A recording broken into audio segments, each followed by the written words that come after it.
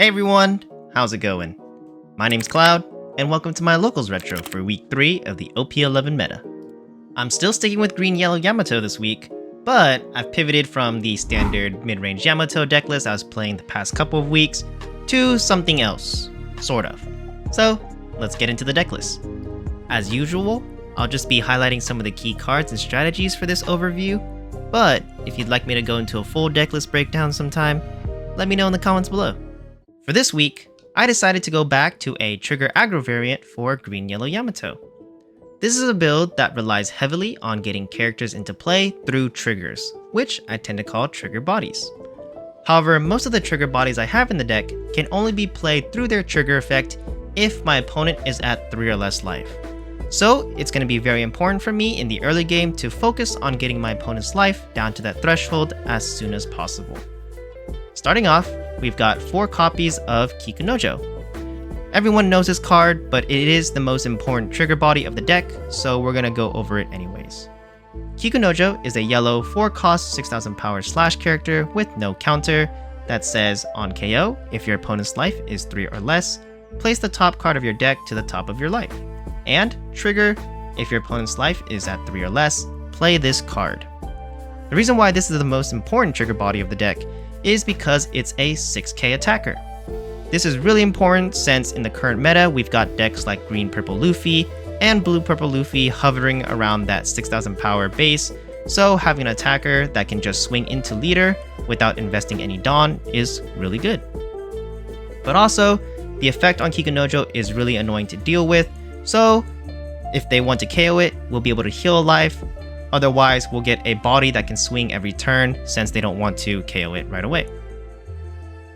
After that, I am playing 4 copies of the new Kinemon from Starter Deck 28.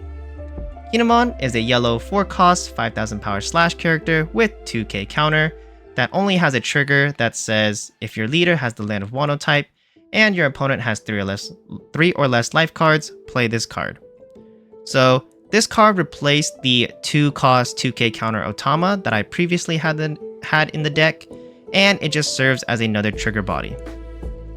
Finally, I am playing only 2 copies of Nekomamashi, which is a yellow 4-cost 5000 power slash character with 1k counter that says Dawn 2. This character can also attack your opponent's active characters, and trigger if your opponent has 3 or less life cards, play this card. The effect is not too bad. It comes up, ever so often, but really it's just another trigger body that I can play from my life.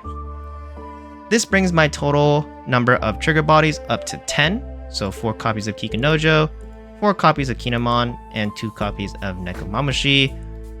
Before this week, I was thinking that was a good number, but after playing a little bit, we can change that ratio a little bit. Besides that, the only other card that I added to the deck was Onami, which is a yellow 2-cost 3k power special character with 1k counter that says on play, give up to one of your leader or character cards, banish for the turn, and trigger KO up to one of your opponent's 5-cost or lower characters. This card is pretty good in the deck because it pairs well with Izo, giving me 8 ways to give my leader banish. It's also a 1k counter, and its trigger is amazing, letting me KO a 5-cost or less. It just adds to the total number of triggers that we're possibly gonna hit off of life, so it was a really good include. But yeah, that's pretty much it for the deck list. Everything else is the same as before. So yeah, here's the full deck list already on screen for you to view again, and you'll be able to find this deck list in the description below. Shout out to Eggman for this deck builder. You can find it on his website at Eggman Events. So, how do we do for week 3 of the OP11 meta? We had 26 players, 4 rounds, and I went 1-3 again. Sad. Here were my matchups. Round 1 was against Red-Black Kobe. Round 2 was against Blue-Purple Monkey D. Luffy. Round 3 was against Red-Blue Marco. And round 4 was against Black Rob Lucci. Against Red-Black Kobe, I won. Against Blue-Purple Luffy, I lost. Against Red-Blue Marco, I lost. And against Black Rob Lucci, I also lost. In order to keep this video on the shorter side, I'm not going to review each matchup right now. but I'll be posting all of my matchups, win or loss, with my VOD review following this video, so be sure to check it out. Now, let's talk about what went well, what didn't go well, and what's next for me. What went well? I think there's actually only one thing that went well, and that was having Onami alongside Izo in my decklist this week.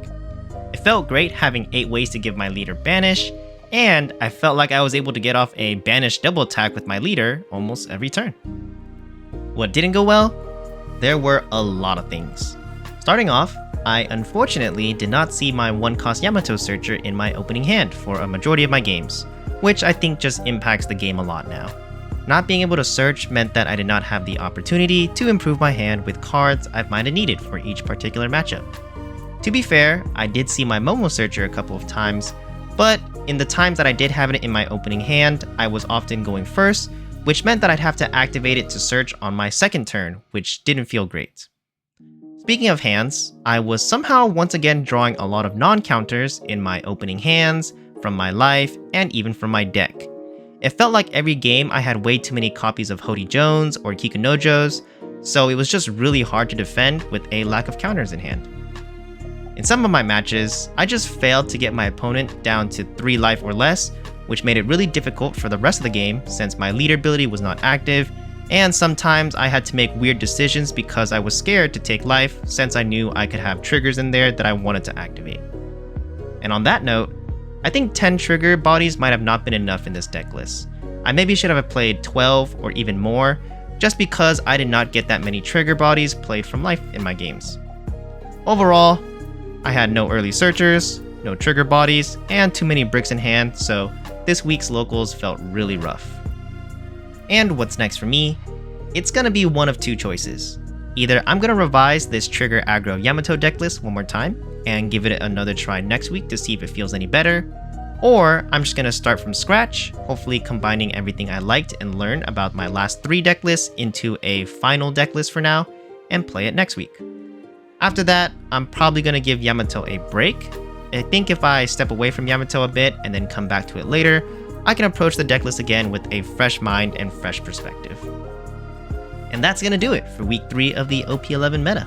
Thanks for watching, and I'll see you in week 4. Or maybe week 5. I'm not sure if my locals are gonna be affected by the July 4th weekend. I don't see a listing in the app, so we'll see how things go. Either way, I'll catch you then. Until next time, remember, keep your minds fresh and your spirits free. See ya!